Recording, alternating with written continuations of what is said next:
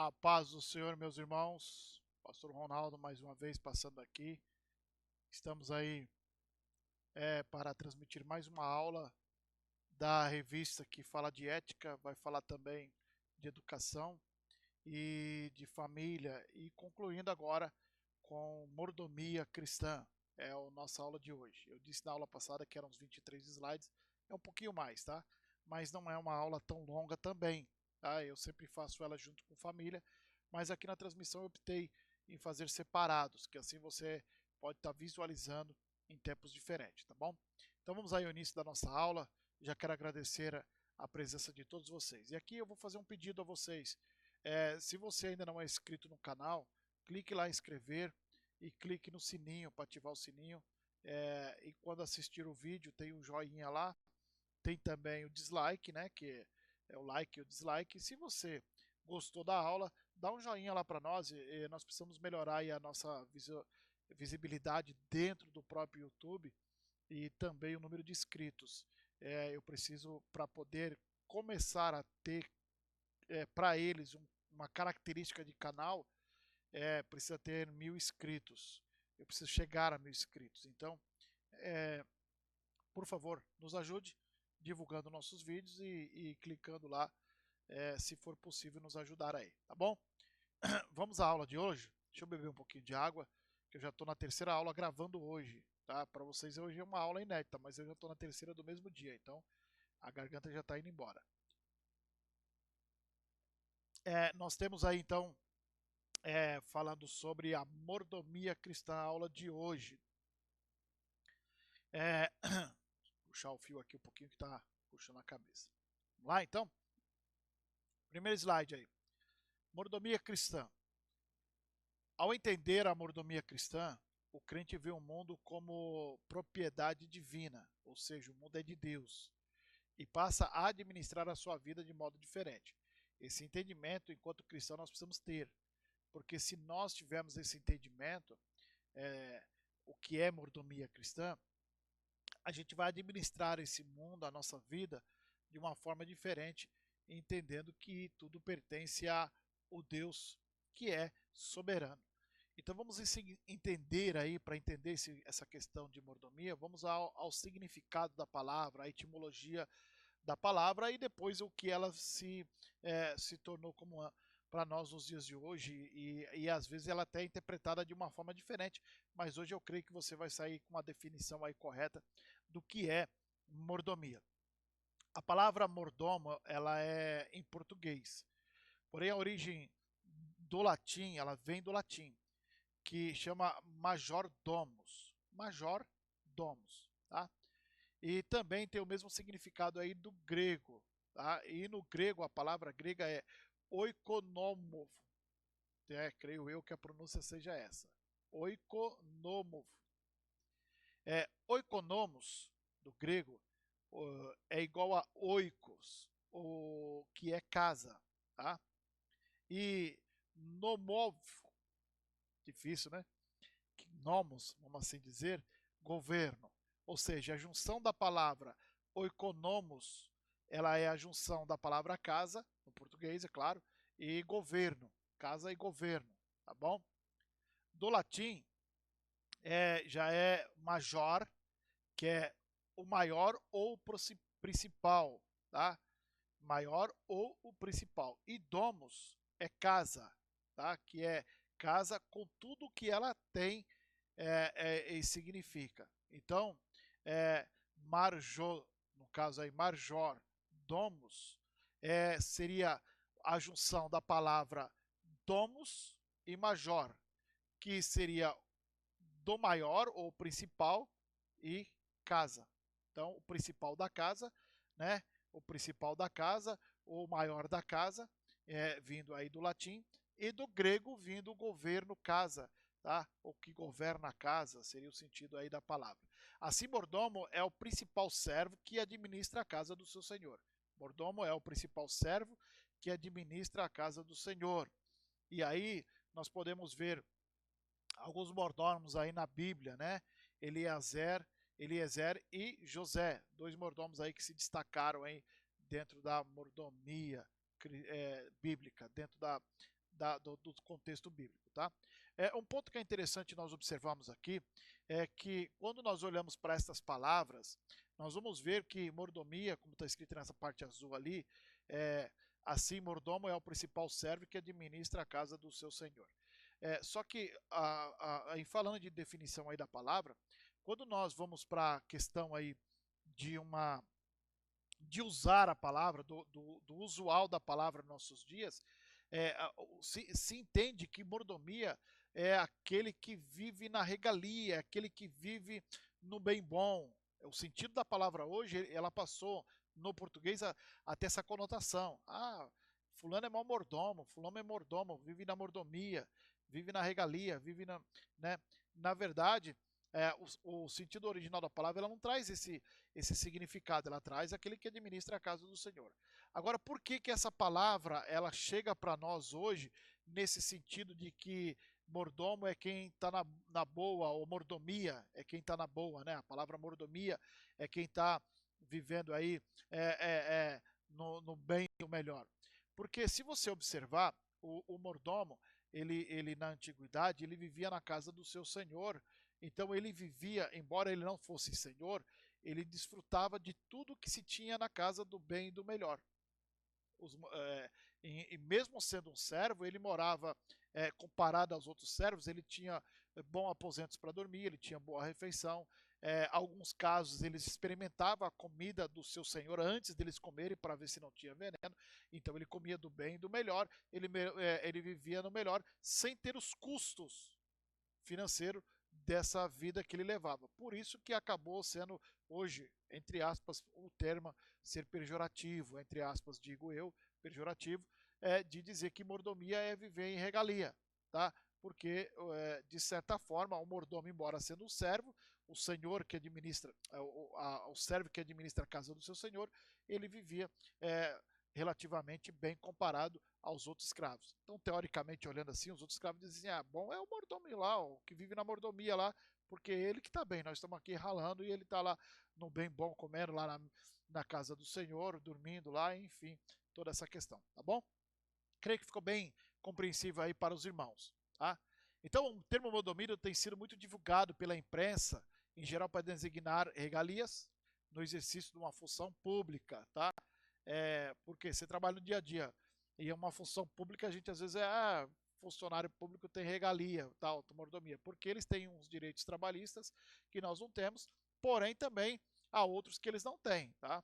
Entretanto, no contexto bíblico, a palavra mordomia fala da consciência que o crente deve ter de que tudo o que possui vem de Deus, sendo ele apenas um administrador fiel, um servo fiel, que vai administrar tudo aquilo que é do seu Senhor.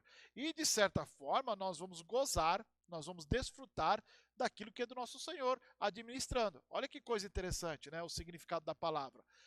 Nós somos mordomos de Deus e nós vamos administrar o que é de Deus e vamos usufruir daquilo que é de Deus. A fidelidade é decorrente da certeza de que a qualquer momento seremos chamados a prestar conta diante de Deus, né? O mordomo tinha esse detalhe. Chegava um momento lá, o seu senhor queria prestação de conta, ele tinha que prestar conta.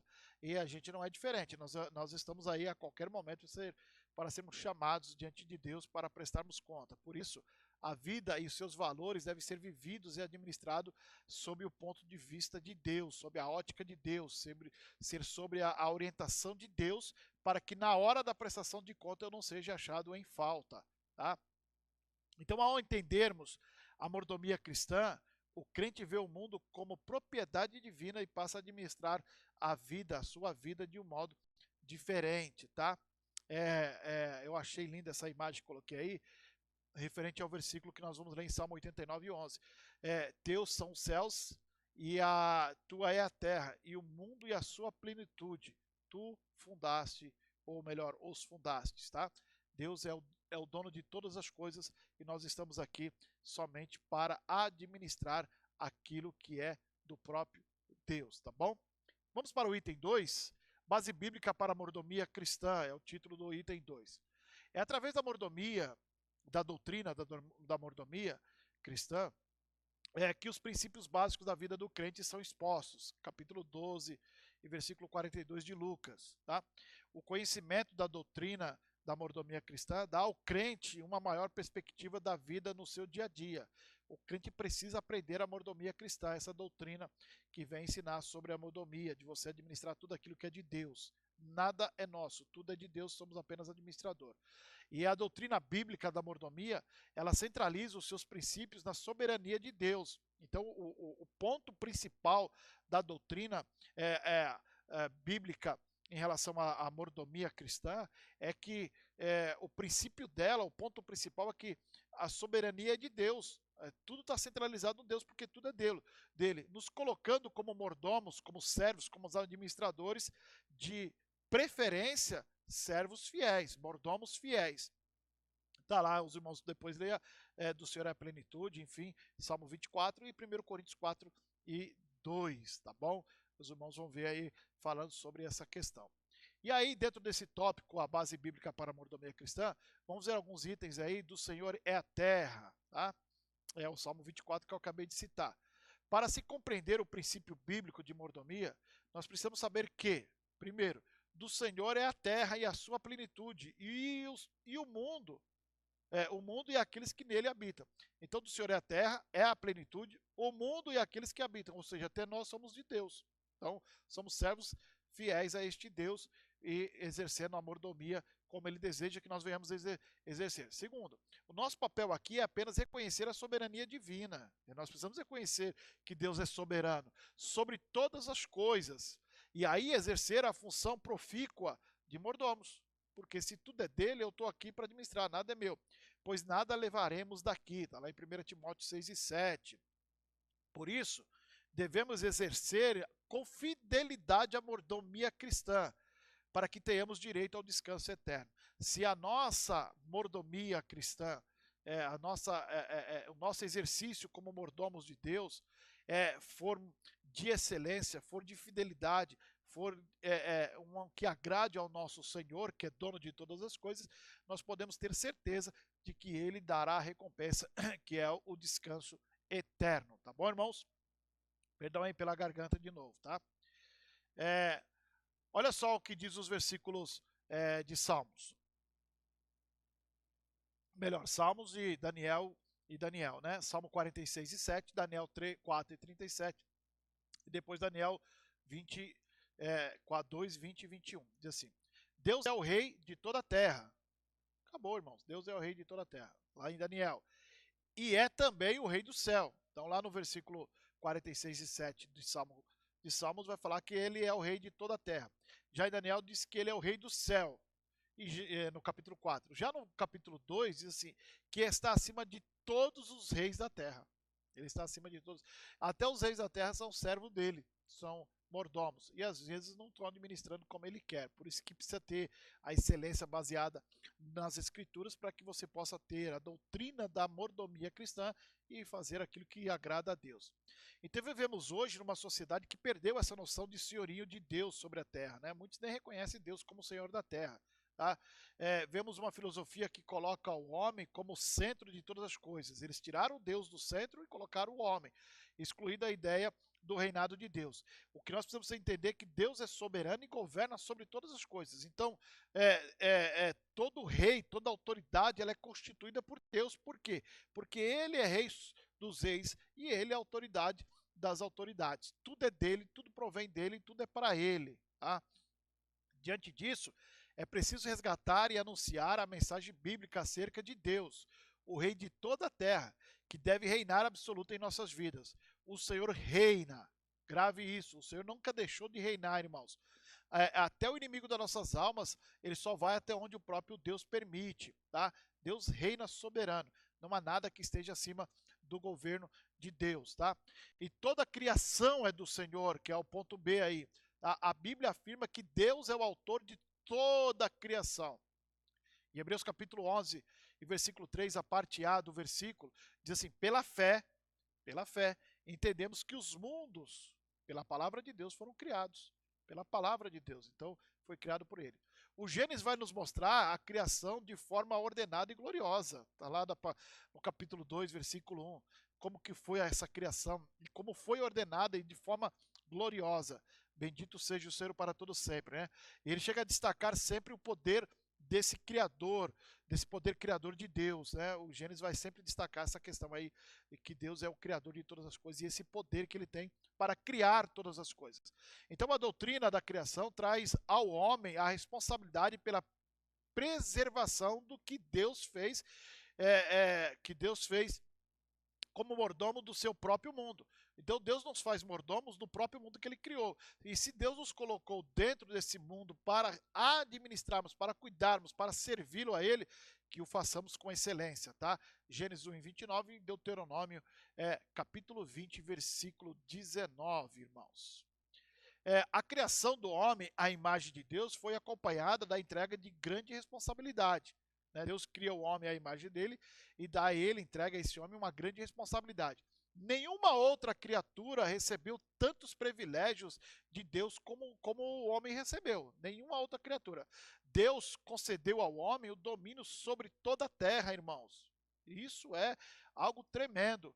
Não só sobre a terra, mas sobre todos os animais. Está no capítulo 1, versículo 26 de Gênesis. Então, dessa forma, o homem tornou-se proprietário de todas aquelas coisas boas que Deus havia criado, com plenos poderes para sujeitar todas as coisas e dominar sobre tudo. Observe que o que nós falamos aí da mordomia, ele é administrador, ele é o mordomo de Deus e ele tornou-se um proprietário, diria entre aspas, porque tudo pertence a Deus, né? Mas você vai desfrutar, você vai dominar sobre tudo aquilo que Deus criou, porque ele otorgou isso ao homem. E não é pouca coisa não, é muita coisa. Deus nos dá esse privilégio de sermos mordomos. E o ponto C é o homem, criação de Deus. O próprio homem que tem poder sobre a criação, ele também é criação de Deus. A criação do homem foi por um ato espontâneo do próprio Deus. Tá? O homem passou a pertencer ao Senhor por um direito de criação. Ele nos criou e o homem pertence a ele. Ele declarou através do profeta Isaías da seguinte forma: eu fiz a terra, eu criei nela o homem, eu fiz. Acabou, irmãos, não há o que discutir.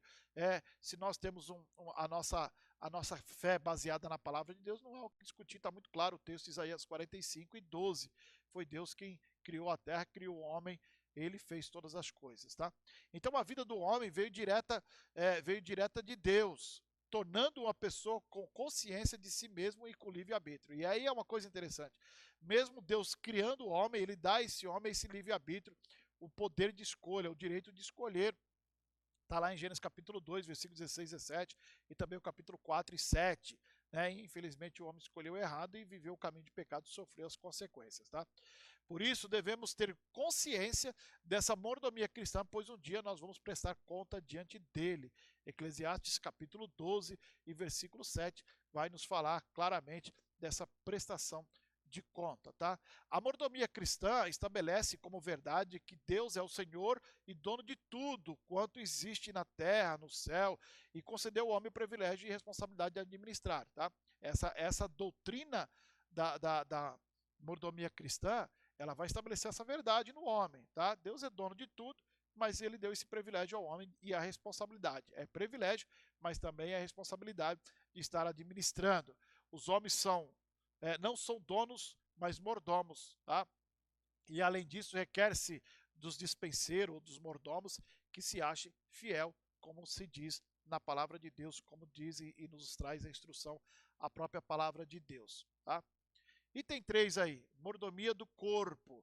Tá? 1 Coríntios capítulo 6, versículo 19 e 20. Tá? É a base da nossa, desse ponto novo, desse item novo. Capítulo 6 de 1 Coríntios. Mordomia do corpo. Observe que até a questão do corpo, tá?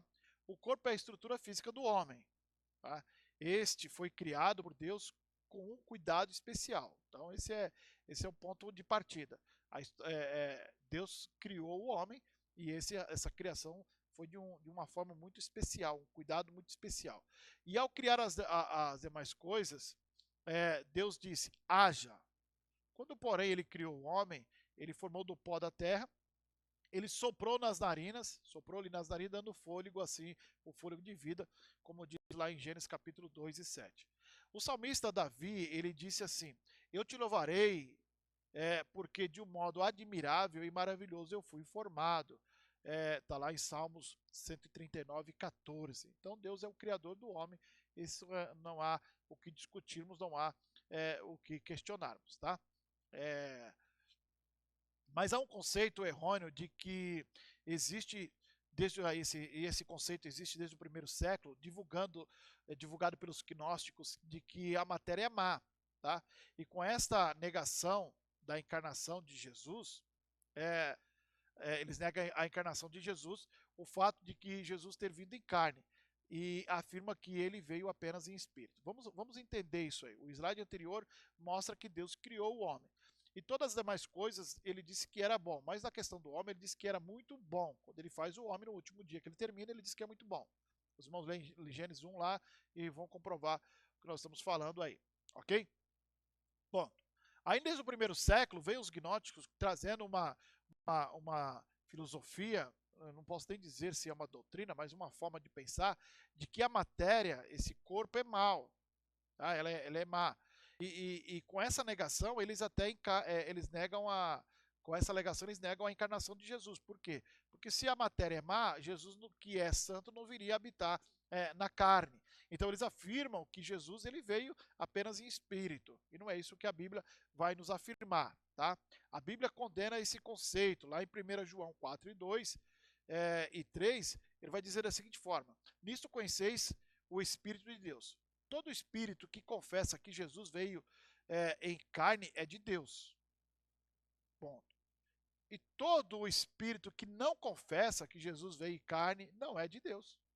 Mas é o espírito do anticristo, a respeito do qual tendes ouvido que há de vir e já está no mundo. Então, está muito claro o texto dizendo: se confessa que Jesus veio em carne é de Deus. Se não confessa, não é de Deus, mas é do anticristo, tá bom? Então, também eles afirmam que não devemos nos preocupar com a preservação e a santificação do nosso corpo, pois sendo a matéria má, não importa o que façamos com o mesmo. Né? E aí não é bem assim. A Bíblia vai mais uma vez refutar isso, dizendo da seguinte forma, que ela condena esses conceitos, afirmado que o nosso corpo, dizendo que o nosso corpo é o templo do Espírito Santo. A Bíblia vai afirmar isso, tá? Ela condena o conceito afirmando que nosso corpo ele é o templo do Espírito Santo e devemos, no caso aí, ser cuidadosos com esse corpo que é a habitação do Espírito Santo. Então a carne não é má. O que é amar é o pecado que o homem foi influenciado por desobediência a Deus. Desobedeceu a Deus e aí ficou sujeito ao pecado. Olhando aí no mais um item, um ponto na verdade, dentro do mesmo tópico aí, tópico 1.3, 1.31, mordomia do corpo, o que a Bíblia fala do nosso corpo. Ela vai dizer o seguinte: foi criado por Deus. Tem as referências bíblicas aí, se eu for citar todas, irmãos, fica mais como você de repente dar uma pausa no vídeo e anotar e ir conferindo, tá? Mas ela foi criado por Deus, é templo do Espírito Santo, é usado como metáfora da igreja, é comparada à igreja como corpo, é usada essa metáfora. Podemos glorificar a Deus no nosso corpo, tá? Dedicando-o a Deus. Então, fica muito claro aí o que a Bíblia fala em relação ao corpo. E o corpo, como afirmam os gnósticos, a matéria não é má, tá? Nós somos criados por Deus, somos templos do Espírito Santo, somos a igreja, é metáfora da igreja. E nós podemos também glorificar a Deus com o nosso corpo, glorificando, dedicando-se a Ele.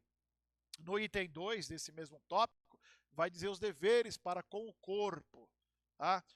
Alimento saudável, higiene do corpo, da casa e das roupas, assim evitando doenças. Nós temos que ter esses deveres com o corpo, ter esse cuidado. Tá?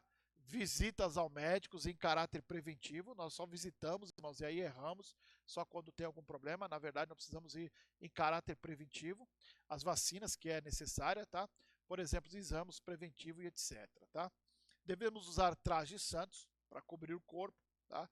Está lá em Salmo 96 e 9. Devemos também ter o lazer, o momento de lazer. Necessitamos fugir da prostituição. Tem as referências aí, 1 Coríntios 6 e 15 e 18, Efésios 5, do 1 ao 4 e Colossenses 3 e 15.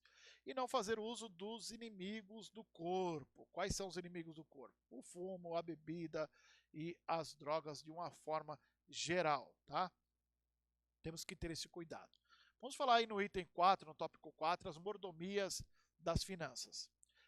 Acerca das coisas que movem o mundo, o dinheiro se destaca como algo aí eticamente difícil de ser administrado, falando na questão da, até eticamente falando aí, tá? A mordomia cristã das finanças implica instruir o cristão com relação ao modo ético, decente e correto de lidar com o dinheiro. Não é pecado ter dinheiro, o pecado é ter apego ao dinheiro, amor ao dinheiro, como a palavra de Deus vai nos instruir, tá?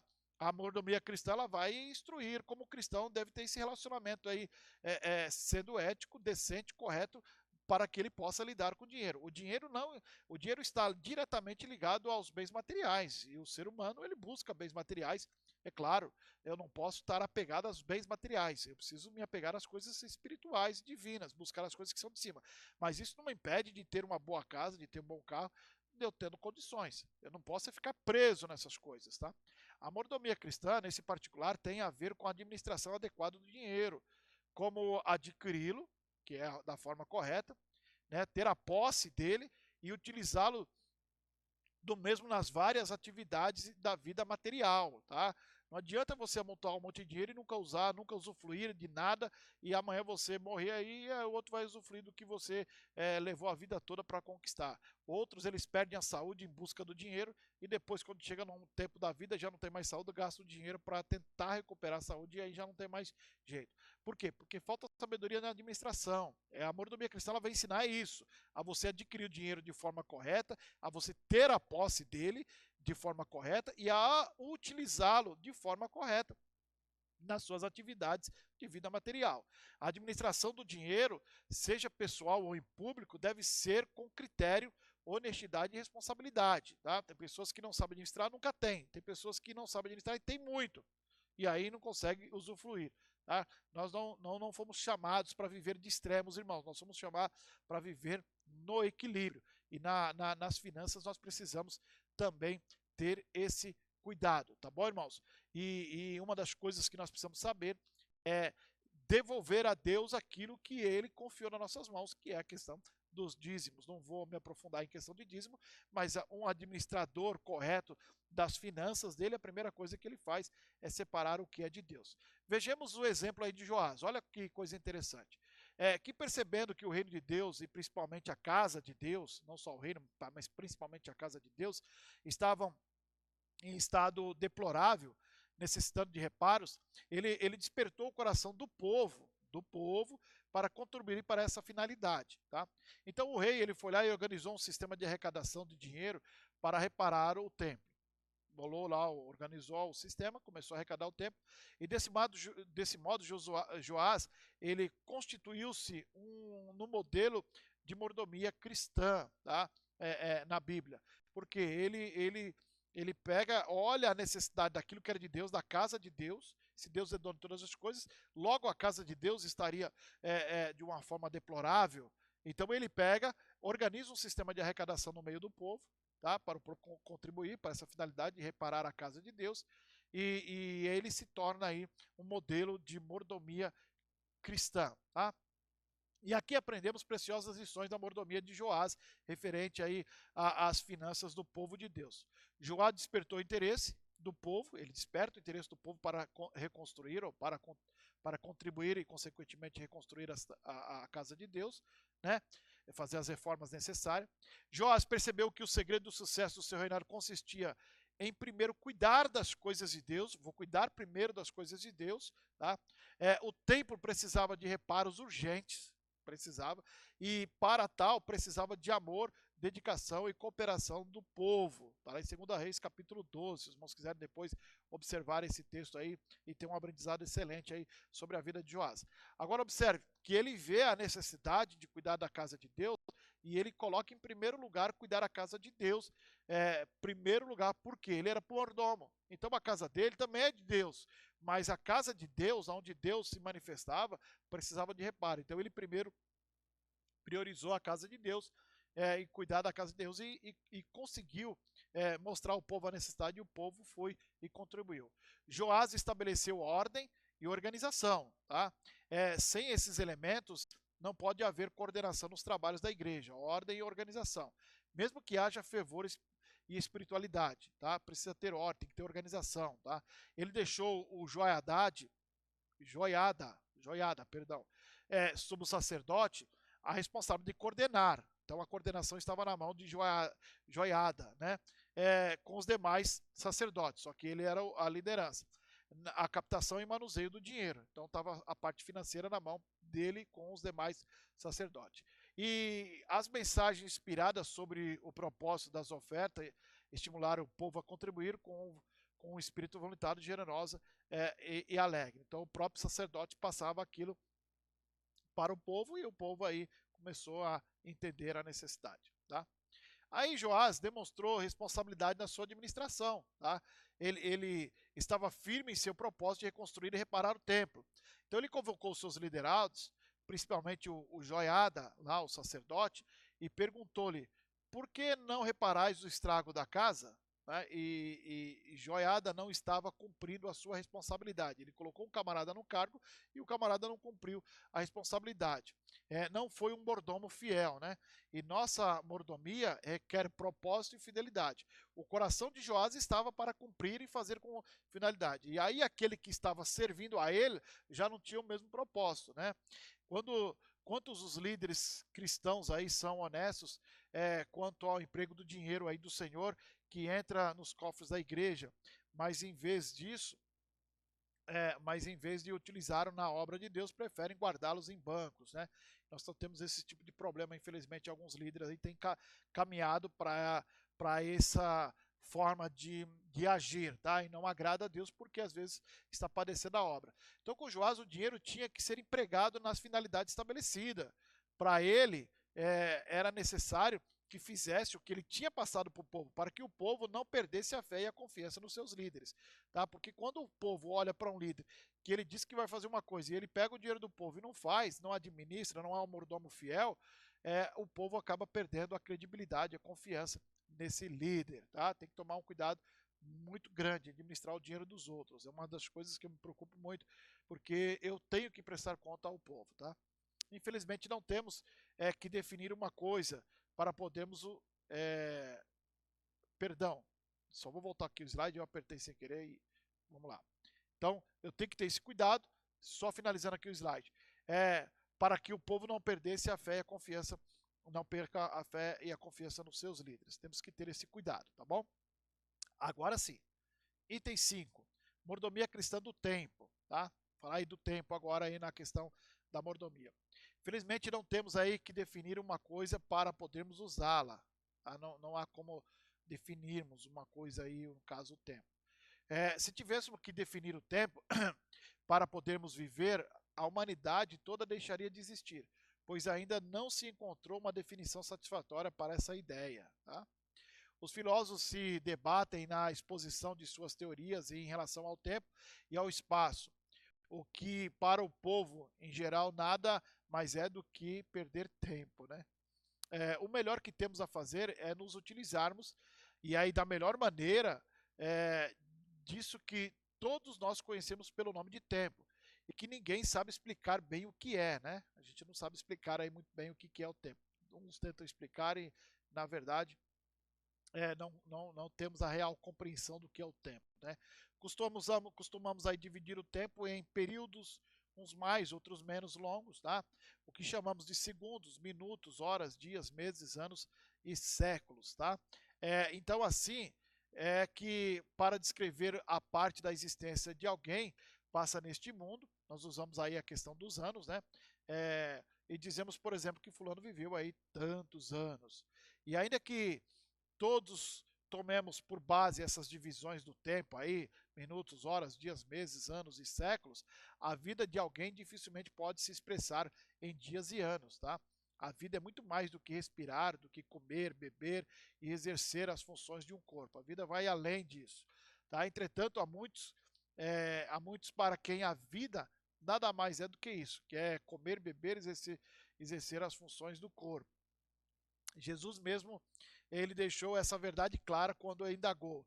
Não é a vida mais do que o mantimento e o corpo mais do que o vestido? Tá lá em Mateus capítulo 5, capítulo 6, versículo 25, tá? Então, o tempo vale pela intensidade que vivemos nossos dias e pela sabedoria com que os aproveitamos. Tá? O tempo ele vai ser valioso pela intensidade que nós estamos vivendo ele e pela sabedoria que nós estamos aproveitando.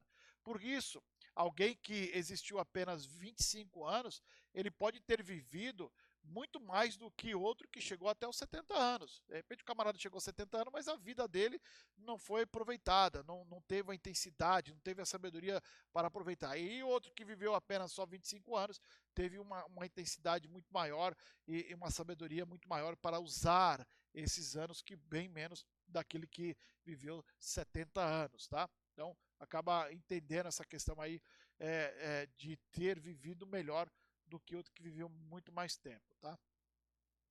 Para o crente, o que convém lembrar a cada momento é que a sua vida é sumariamente preciosa. Então o cristão precisa entender, sua vida é preciosíssima, meus irmãos. E que esse cristão, esse crente, ele deve ser um mordomo cuidadoso no dispêndio aí do seu tempo. Então a vida é preciosa e eu preciso ser cuidadoso no trabalhar desse tempo, tá?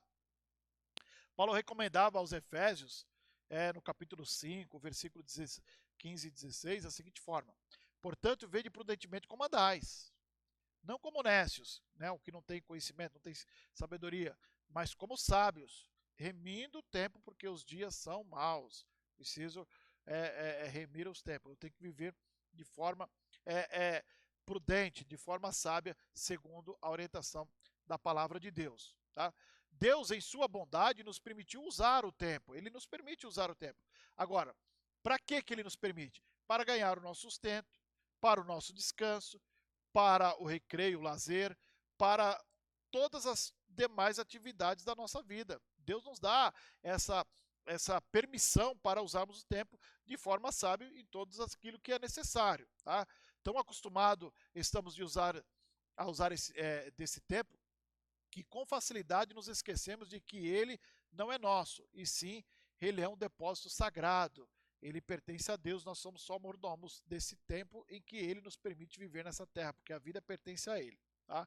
Eu não vou me lembrar aqui o nome do filme, mas se vocês pesquisarem, tem um filme que ele vai falar, ele mostra de umas pessoas que têm um relógio e eles trabalham, eles vivem pelo tempo. Então tudo o dinheiro, vamos assim, o valor monetário para eles é o tempo. Então, se você vai trabalhar, quanto tempo que você vai me dar? Eu te dou mais um dia, dou mais 2 dias. E aí existe até um banco de tempo. E é um filme que é uma trama interessante porque nesse filme você vai ver como as pessoas elas valorizam até mesmo um segundo, porque ele é muito precioso e elas valorizam muito demais, porque senão elas acabam perdendo a vida aí dentro desses segundos sem aproveitar, porque esse relógio vai contando, ele é um relógio que vai diminuindo o tempo de vida. Então você vai ver quanto tempo você tem de vida. E aí você fez alguma coisa e ganhou tempo, a pessoa te pagou, vai acrescentando esse tempo, tá? Ele te dá uma reflexão muito boa de como nós precisamos aproveitar o tempo, tá? Eu vou ver se eu consigo pesquisar aqui o nome do filme e passar para os irmãos.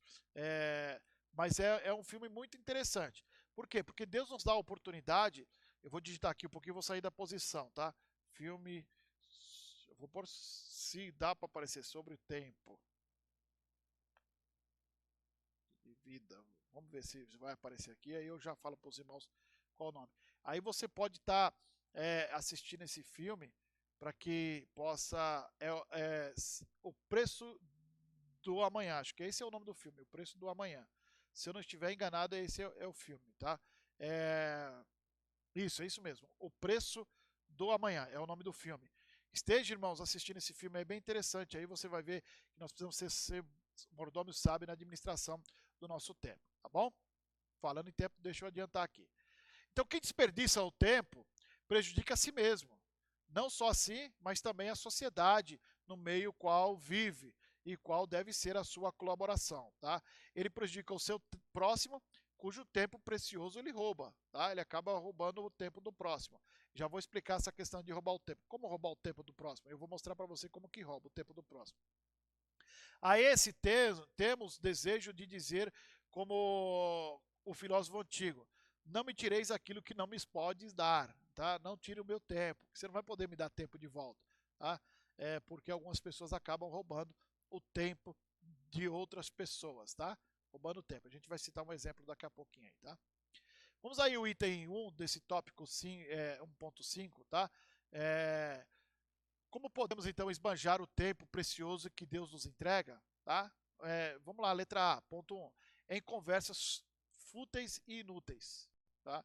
É uma forma de você perder tempo. É muito agradável conversar, claro que é agradável conversar. As nossas palavras devem, no entanto, palestra deve, no entanto, entretanto, ter um conteúdo e um propósito, tá? Conversas frívolas degeneram em mexericos destruidores. Tem gente que usa o tempo só para falar mal dos outros, para falar mal de tudo, enfim, ou nada de útil, tudo fútil aí, e aí tem que tomar cuidado, e inútil, né? Vai desperdiçar. Segundo, em leitura sem proveito. A gente falou de educação, as pessoas leem pouco e o pouco que lê ainda é com conteúdo ruim, tá? Nosso tempo é escasso e extremamente valioso. Então procuramos selecionar cuidadosamente o que lemos. Né? Eu coloquei esse é um livro, irmãos, que está aí essa foto. A utilidade do inútil, tá? É um livro, tá? Mas eu achei interessante o título dele colocar aí. Tem muita gente que está utilizando aquilo que é inútil nas suas leituras, nos seus conhecimentos, tá? Cultura inútil. Tomar cuidado. Letra C. Em atividades não essenciais. É uma forma de perdermos e esbanjar o tempo. Tá? Há pessoas que gastam tempo demasiado em passeios, não quer dizer que não possa, demasiado em passeios, em brinquedos, em jogos e outras atividades sociais. Eles não aproveitam o tempo para um aprendizado, para um crescimento, seja ele cultural, seja ele espiritual, cristão, baseado na palavra de Deus. Eles gastam demasiadamente. É errado jogar um videogame, é errado passear, é errado. Não tem problema nenhum. Agora você tem que saber administrar o tempo. Se você administra o tempo nessas coisas aí de forma demasiada, aí sim é errado, é em atividades não essenciais. Precisamos de momentos para relaxarmos do nosso organismo, né? Mas não devemos permitir que ele se torne a parte mais importante da nossa vida, não pode ser. E tem gente fazendo do fútil o útil, tá? Ou seja, do inútil sendo útil para a vida dele, aí não há crescimento, tá? Como pode ser então? Matando o tempo. É estranho, né, essa expressão matando o tempo, né? Muitas pessoas passam grande parte do tempo sem fazer nada de útil e produtivo, tá? Os dias vão passando. Nós estamos numa época de quarentena aí. Tem gente que está sem. Eu estava vendo hoje uma, um vídeo de um camarada que ele falou assim: tô sem fazer nada na quarentena. Ele criou uma maleta que ele monta nela uma churrasqueira. Ele criou algo, ele usou o tempo dele para algo útil, né? Então, se ele precisar ir para um lugar e levar a churrasqueira, é uma maletinha. Chega lá e ele abre ela e vira uma churrasqueira. Achei interessante, usou o tempo com sabedoria, tá?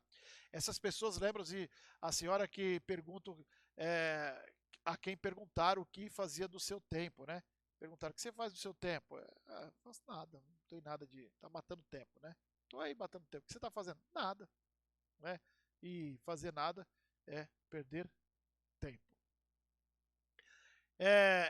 No item 2, algumas então recomendações para o bom uso do seu tempo, tá? Recomendações. Letra A, ser metódico, tá? Procuremos ser metódicos. Um indivíduo tem método na vida, ele vive no mesmo período de tempo 2 vezes mais. Se ele é metódico, ele consegue viver no mesmo período de tempo 2 vezes mais. Então, aprendamos a organizar as nossas atividades de tal maneira que cada minuto valha seus 60 segundos, né? É 60 segundos, um minuto, vamos desfrutar e vamos usar ele como é 60 minutos. 60 segundos, é um minuto. Tenhamos planejado com antecedência a nossa vida rotineira. Quem se planeja, ele acaba alcançando mais tempo. Já que nós não podemos fazer planos para os imprevistos, porque já o próprio nome é imprevisto, se você se planeja, quando vem imprevisto, você tem tempo para atender aquilo que é imprevisto. Então, o indivíduo que sabe o que vai fazer, quando inicia o seu trabalho, já tem a metade do trabalho feito, né? Já tem a metade desse trabalho aí executado, porque ele já sabe qual é o caminho que vai ser seguido. Outra forma de nós termos um bom uso do tempo é sermos pontual. E aqui que eu quero falar dos irmãos como que rouba tempo, né? A pontualidade faz parte da mordomia do tempo. Ser pontual não é ser escravo do relógio, não é isso. E sim não querer roubar dos outros aquilo que não lhe podemos dar. Tá? Quando você não é pontual, você está roubando o tempo dos outros. Tá? É, é, é, Se eu tiver que falar a um grupo de 60 pessoas, olha que coisa interessante. Eu vou falar para 60 pessoas. E eu me atrasar um minuto só, eu terei lesado aquele grupo em 60 minutos. Eu roubei um minuto de cada um. E aí, como é que eu vou retribuir esse minuto? Se eu somar um minuto de cada um que eu roubei, eu lesei 60 minutos, ou seja, uma hora. Um atraso de um minuto foi um atraso de uma hora para 60 pessoas. Então, se esse atraso não foi por um motivo de força maior, é realmente algo que te levou a atrasar, você é responsável perante Deus pelo mau emprego daqueles minutos. Deus, como mordomo, você vai ter que prestar conta porque você atrapalhou a vida de outras pessoas pelo tempo. Olha que coisa interessante. Se esse atraso não for por motivo de força maior, sou responsável perante Deus pelo mau emprego daqueles minutos.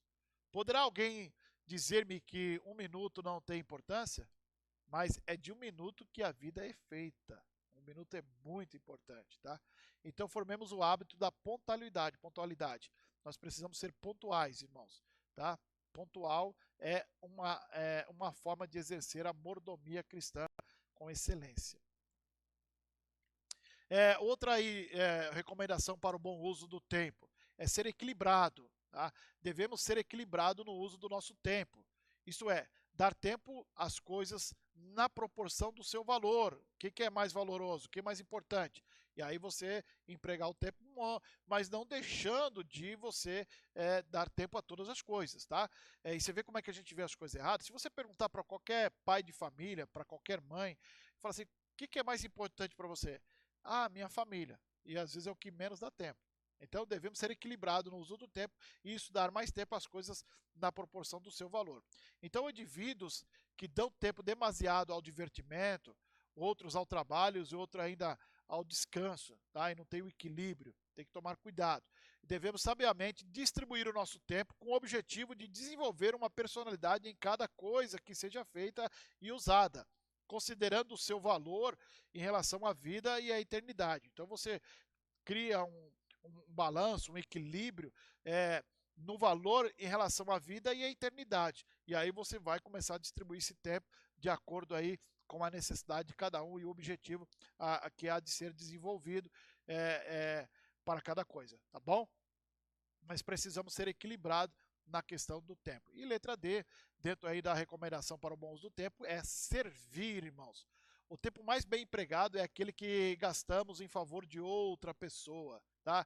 Cada minuto usado aí para socorrer necessitados, para apontar o caminho da vida ao eterno, ao viajar desanimado, levantar alguém que está caído, é uma joia inestimável, tá? Tais minutos são muito bem contados no relógio divino, tá? Então procure servir, gaste o tempo em servir as outras pessoas, um tempo aí bem empregado aí, é uma forma de estarmos recomendando aí um bom tempo, ok? É, e aí, entrando aí no nosso último slide de hoje, como mordomos, fazendo a conclusão, de Deus devemos, aí como mordomos de Deus, devemos entender de tudo, ou que tudo, melhor dizendo, pertence ao Senhor e que Ele manifestou em Sua palavra os nossos deveres para com a criação. Então, ele na Sua palavra, Ele vai mostrar nossos deveres com a criação. E Ele é o dono de tudo e nós vamos apenas exercer a mordomia que Ele nos permite. Então é necessário que saibamos que a mordomia é o principal, é o princípio divino, tá? Para abençoar as nossas vidas enquanto aqui vivemos. Quem é abençoado através de uma mordomia de excelência somos nós mesmos nessa vida. E, por fim, a vida eterna. Então, se formos bons mordomos, seremos recompensados pelo justo juiz naquele dia.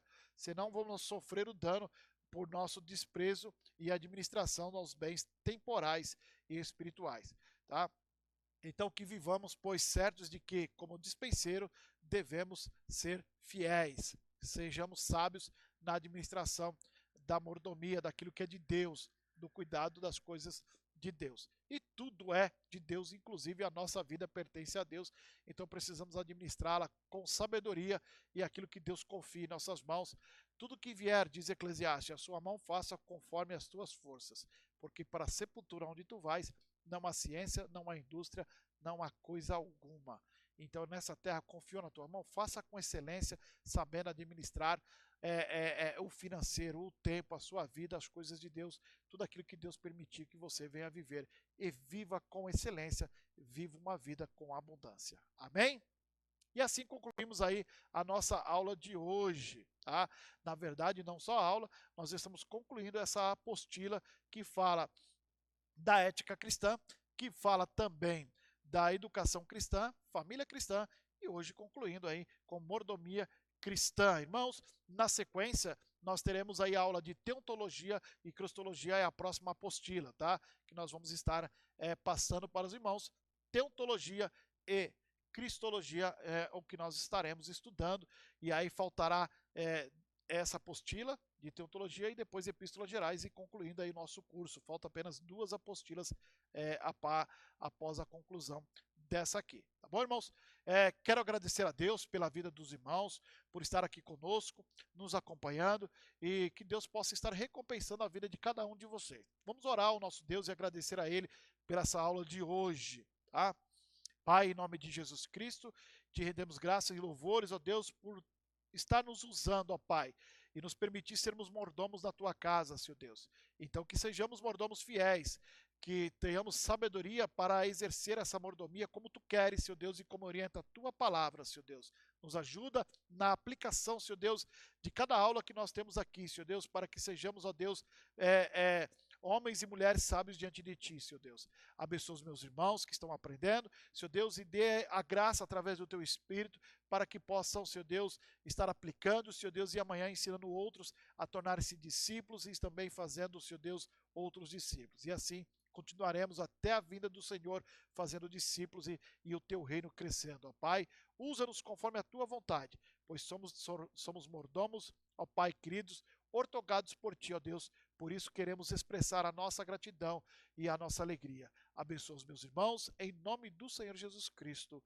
Amém. Que o grande amor de Deus, a graça de nosso Senhor e Salvador Jesus Cristo e as doces consolações do nosso amigo Espírito Santo seja com todos vocês e todos digam, Deus os abençoe em nome do Senhor Jesus Cristo. A paz do Senhor, meus irmãos.